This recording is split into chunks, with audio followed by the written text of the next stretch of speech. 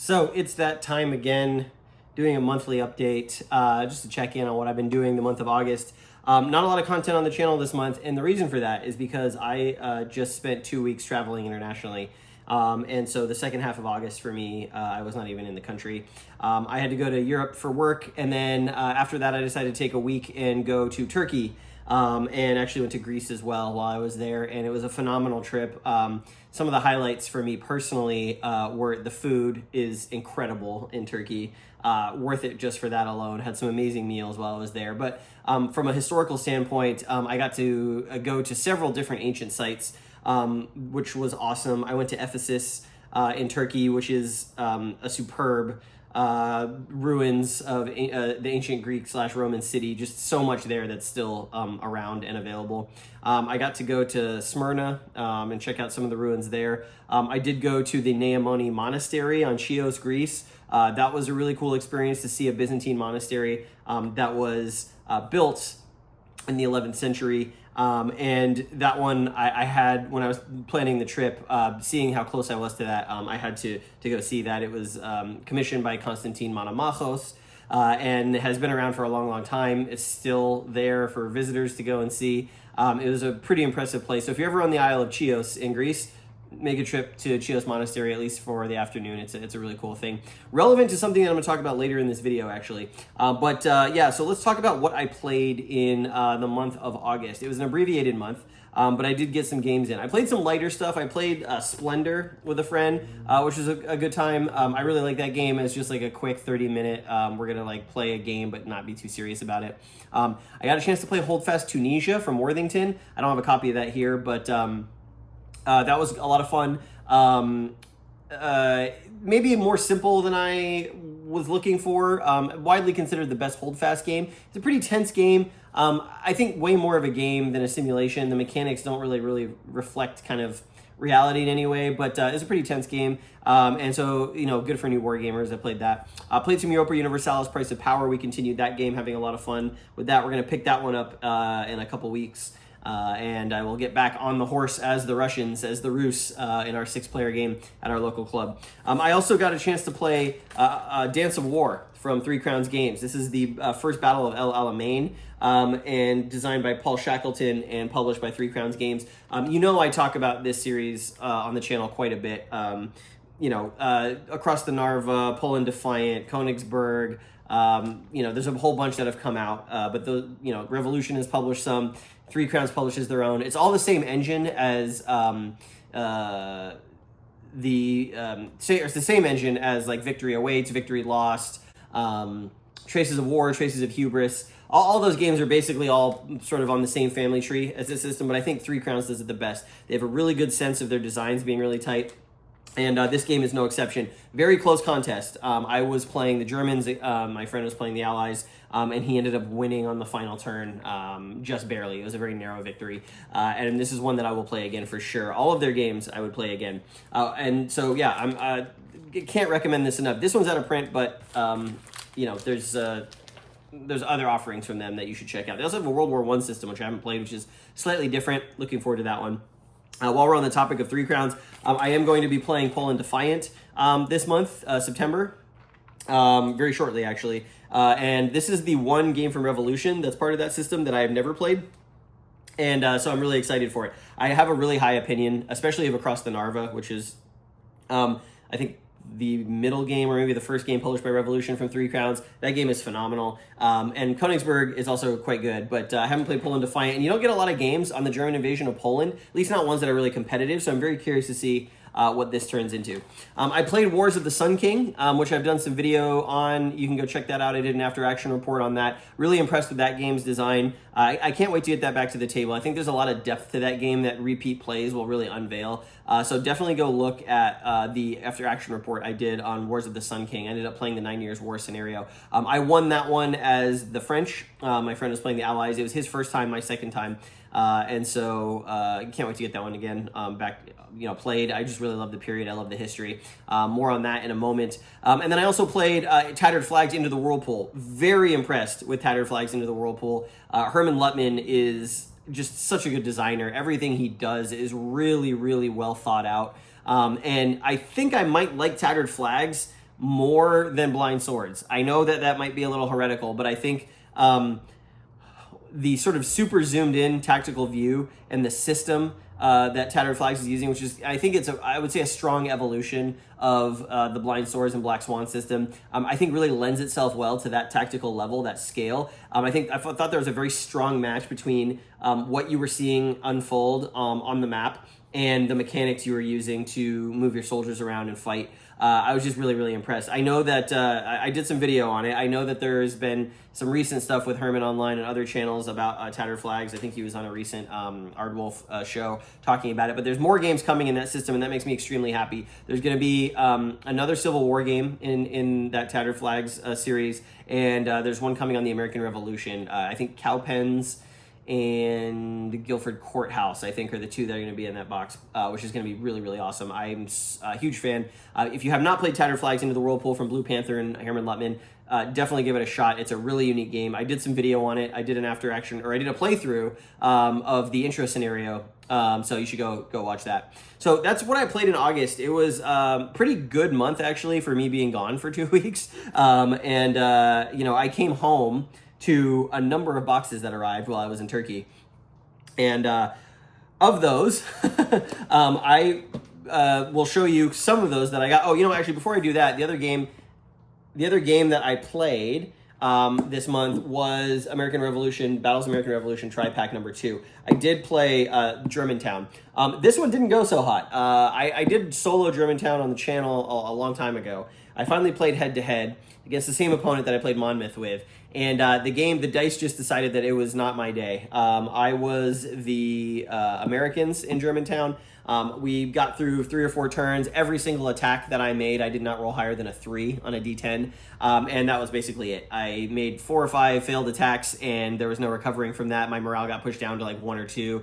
And it was only a matter of time before it dropped, and I just couldn't stand up against the British. They didn't even have to really do anything. My opponent just kind of stood around, watched me feebly attack him. So the dice decided I wasn't going to win, so we called it after about 45 minutes, which is unfortunate because I was looking forward to playing it. I think it's a fun scenario situation, but if the dice are going to behave that way, then it can really ruin your game.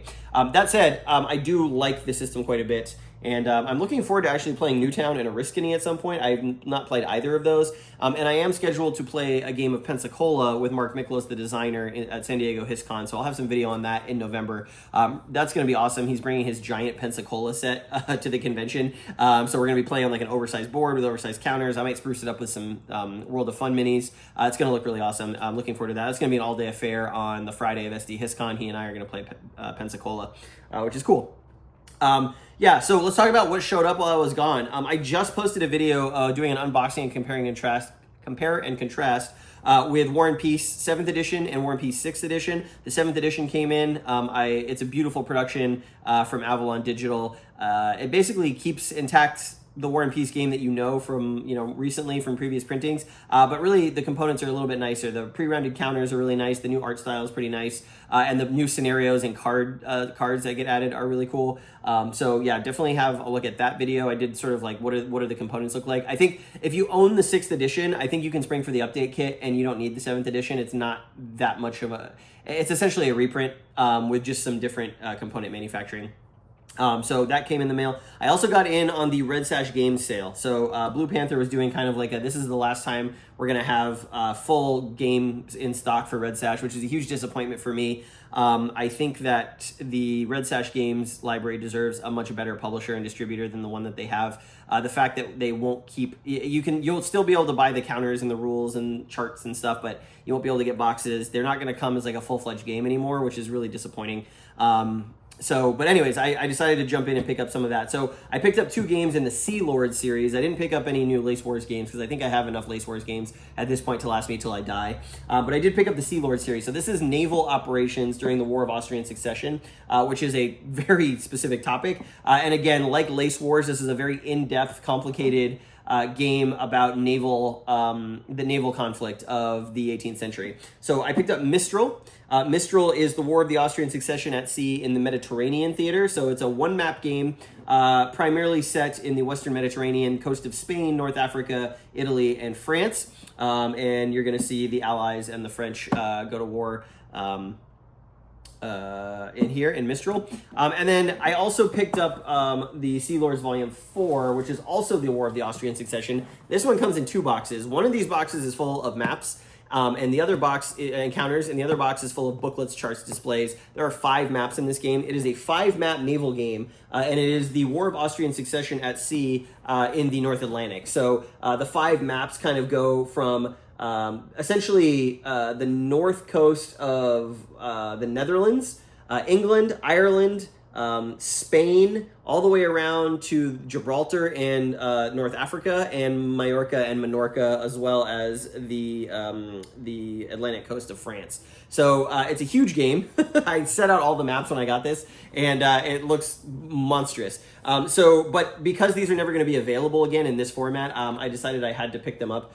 Just because it's a really interesting topic, and I've been very impressed with Lace Wars, and I feel like Sea Lords is going to do that, but for the naval operational games. I love operational games. You don't get a lot of naval operational games a lot of the time. So, but all of that is to say, I am going to be playing this very soon. I didn't just buy these to sit on the shelf. At GMT West, I'm going to be playing Mistral with Steve Carey. He has played it before, and he really liked it. So I'm going to get caught up on the rules. We're going to play Mistral down at GMT probably for a day, maybe a day and a half, to try and complete the game. It looks really cool, but it's very involved. So we'll see how that goes. So I got in on the Red Sash sale. I did get, like I said, War and Peace. I did get, you know what? Hold on one second. I did get the Kickstarter for the new Against the Odds Annual 2023. This comes with La Bataille de Colm.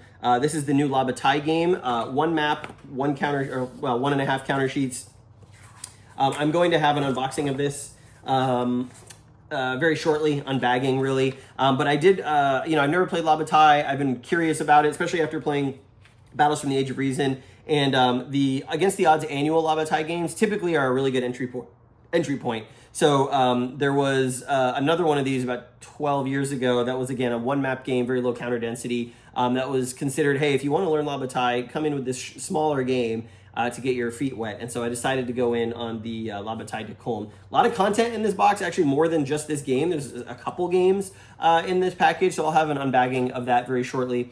And then I think most importantly, the biggest sort of delight for me that came in August. So a couple weeks ago, before I left on my trip, got notification that I was being sent something from GMT, and when it arrived, Seljuk, Byzantium Besieged, the first copy of the game in North America, showed up on my doorstep. Why? Because I'm the designer, obviously, in case you didn't know that.